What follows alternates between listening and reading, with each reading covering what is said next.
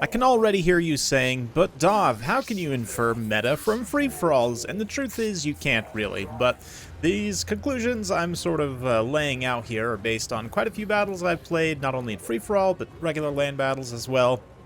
And a lot of them are one-sided enough that I didn't bother to save them to show you because of the way that they went in particular, but getting to my main point now, finally.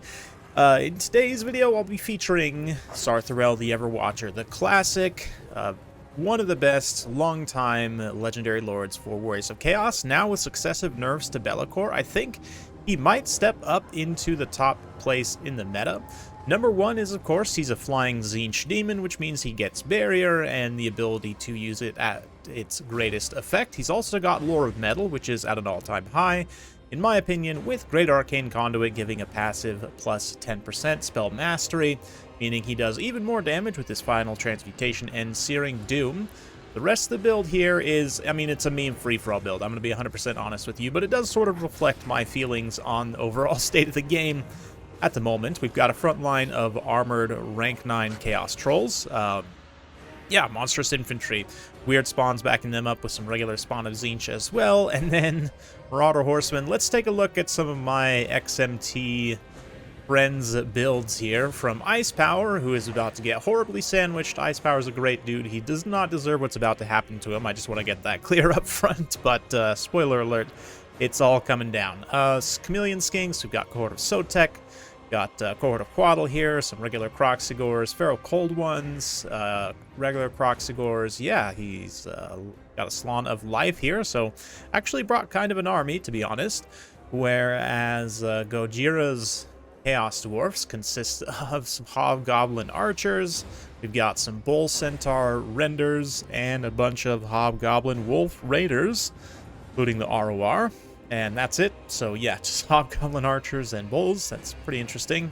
And then for Bretonnia here, under the command of Samurai Warrior, it's just all Knights. Knights Errant, Grail Knights. I'm sure there's some Questing Knights mixed in there. Nope, Knights of the Realm. Okay, so all these Lance Knights here, and then up in the air, Royal Pegasus Knights and Lewin. Let's get things rolling, as I'm going to start the engagement early on with Sarthrel, just diving straight into the Chameleon Skinks. He doesn't have as missile resistance as he did in Game 1 and Game 2, but of course comes now with physical resistance as he is a proper demon, and that barrier, which is just so strong in so many ways, especially for units which can flap about. And as ever, Sarthrel's kind of animations and mass allow him to easily plow through infantry, typically. So he's fairly survivable. I mean, it's not too risky to dive him as long as there's not too many high mass units around to trap him in, but he can get trapped on the ground by, like, you know, monstrous infantry and stuff. Anyway, I really don't mind taking this skink fire to the face on these trolls because their armor and their regeneration means they'll absorb the damage quite nicely. So we're just going to get straight on in with the Chaos Trolls. Armored Chaos Trolls were already a fairly solid pick before, but with the changes to Knockdown, I really think, unironically, that they're going to be a good pick in quite a few matchups, especially with Chevrons. They do get reasonably expensive, but the Chaos has the tools, the Warriors at least, to go wide around them, so we're going to see a little bit of the Dwellers Below unleashed here. Let's watch the damage it does on my Monstrous Infantry blob as we kind of zoom out a little bit. I'll keep that in frame.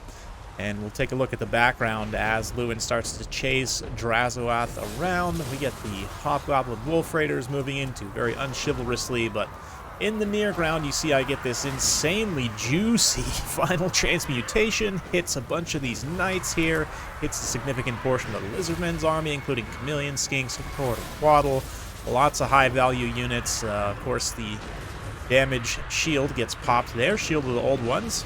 You also see a Flames of Asgore get unleashed by Drazoath. That's going to do a lot of damage, especially to the Trolls, obviously, if it gets good impact on them. But they were able to mostly sustain through that. I guess the missiles didn't get too direct of an impact on them. Another Dwellers Below here, this time unleashed by probably Samurai Warrior? I'm not sure. I guess he also has Lore of Life, but just all the AoE magic's getting popped off there. But at this point, the Monstrous Infantry from my build have been able to mostly punch through and seriously put a beat down on his power here. Samurai Warrior doing the chivalrous thing and, you know, rear charging the Lizardmen as they're already engaged is also reaping some pretty nice value going after these Feral Cold Ones in the back. Going to be able to perhaps sandwich into those Croc scores, although of course they'll also be liable to be getting attacked by trolls for myself. Sarthrel just kind of, you know, loitering around, making sure I stay with at least some trolls for backup in case Lewin and those Pegasus Knights land. Brazowath also nearby. The weird spawn get caught out by some bull centaurs. That's going to be a bad day for them. As, yeah, lots and lots of bull centaurs and Brazowath able to easily tear them apart, but the rest of my build still making a push. Some of the Zinch spawn are starting to run out of steam pretty significantly, but the trolls will continue to sustain and fight throughout this battle. Looks like Lizardman tried to unleash Dwellers Below there, but the Bretonnian cavalry able to easily avoid that engagement. Now getting a nice rear charge in here once again, and getting a nice surround on the Slawn here. He's going to pop his shield with the old ones. Got a few Zinch spawn mixed in on that engagement as well. But looking pretty juicy. If I've got another final transmutation in my back pocket, which it just so happens that I do not. Yeah, looks like maybe. Sarthrel is flying over there like he wanted to, but perhaps not at this particular moment. Yeah, if we take a look over here, still Bretonnian Knights just cleaning up, not really wanting to heavily commit to, you know, engaging into the line with the Bull Centaurs, kind of looming. But so far, Monstrous Infantry has performed quite well, and Sarthrel is basically untouched. I'm still just kind of avoiding King Lewin. He could try and come after me with those Pegasus Knights, but I can always just hard land in the middle of my Monstrous Infantry blob, which would be very bad for them. Speaking of Monstrous Infantry, this unit of trolls gets caught way out of position, and Brazowath with his massive fire damage going to punish him. Hobgoblin archers shooting in, the Bretonnian Knights using their anti-large lances also to great effect, routing those trolls and seeing them off the field. But a little bit of Overwatch fire from the fire of the Chaos Dwarfs, of course. Those hobgoblins, nasty little hobgoblins, very unchivalrous. Bretonnia is going to continue to kite away, just try and get those bulls out of position.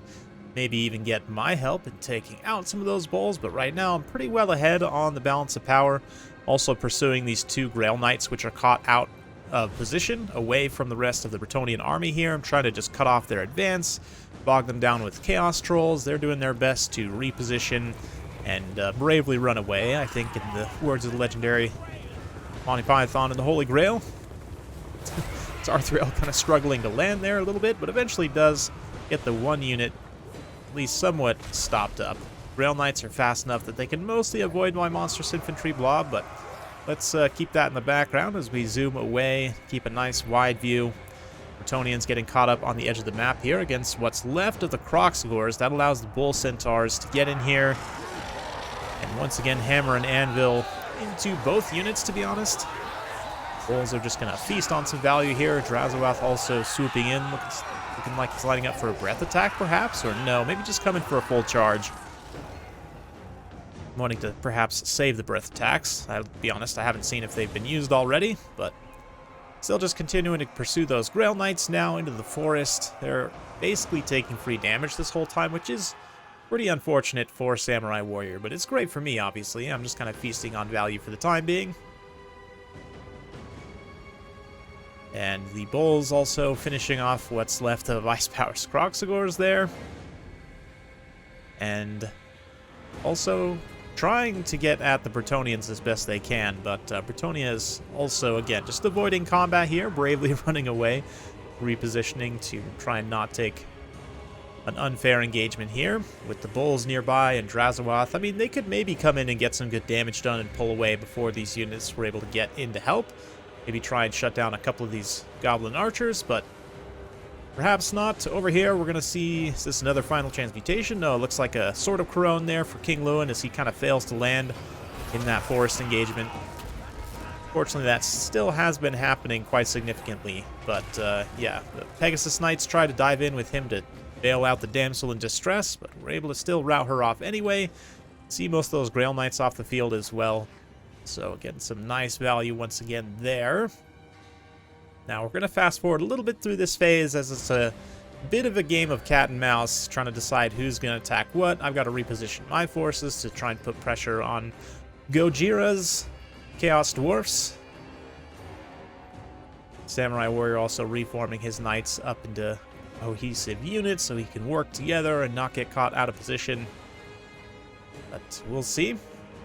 Fortunately, I don't get to see Winds of Magic, so can't tell you how much, you know, I'm able to do in terms of more spells cast, but already, just from the few Final Transmutations I did cast, I mean, I caught the one very juicy blob there initially, but from the others, it's been an insane amount of value, which, I mean, certainly FFA, you're casting big AoE damage spells on multiple armies. At the same time, you can get some crazy value, but here the Bull Centaurs are deployed, and we're going to see Ash Storm be used to increase the weakness to fire on these trolls significantly. That is going to mean that I need to screen these hobgoblins away. So we're going to deploy what's left of the Marauder Horsemen to do so.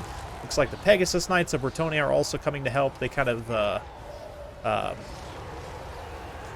what's the word I'm looking for? Bait, I guess, for me, from my perspective, the fire of the Hobgoblin Wolf Riders away, so they're not able to shoot in and take advantage of that extra weakness to fire. As a result, the Gold Chevron Chaos Trolls actually trade very well into the Bull Centaurs.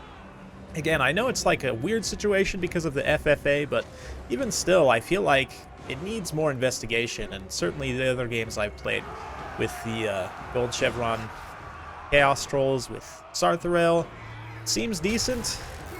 Again, I don't know that I would recommend them in every single matchup. Certainly against Chaos Dwarfs in a straight land battle, the trolls are going to be extremely vulnerable to just fire damage shenanigans in general. Certainly, in many other matchups, I think they'll be quite viable. And Sarthorael, I think, will probably be good in most matchups. I mean, even in matchups where he might potentially be challenged in the air, you can always just hard land him on the ground and make sure to play him old school like we did back in the day in Warhammer 1 and 2 when he couldn't fly. Anyway, the rear charge there, and those Bull Centaurs should hopefully see them away. Meanwhile, Bretonnia did come in and start wrecking these Hobgoblin Archers. We'll soak up a little bit of that beautiful cinematic action. These Knights Errant probably getting some really nice value and damage. But again, not wanting to get a straight engagement into the Bull Centaurs and Drazowath, which is understandable. I'm continuing my offensive here. I've eaten up one Bull Centaur, so slowly but surely we're going to get through what's left of the Chaos Dwarfs army, and to that effect we will fast forward a bit through the skirmish phase, as these FFA games can take quite some time, but definitely very enjoyable to play with friends. And yeah, just doing a little bit of cutting and weaving here with Sarthorael, trying to dodge shots, just take damage on the barrier, hard land with the trolls there, and then comes the Ash Storm and the focus fire from the Chaos Dwarfs. Thankfully, they don't have a ton of ammunition left, to be honest. Like, the Wolf Raiders are pretty much completely out of ammo, and Ash Storm, while the AoE is fairly big, the trolls are able to charge through it fairly quickly, not take too much damage in the process. The armor really helps against the Hobgoblin fire, especially. Obviously, Fire Glaives would absolutely shred them. But anyway, the Bretonnian Knights lead Drazowath away. Trolls and Sarthorael continue to fight here, cutting through Hobgoblins.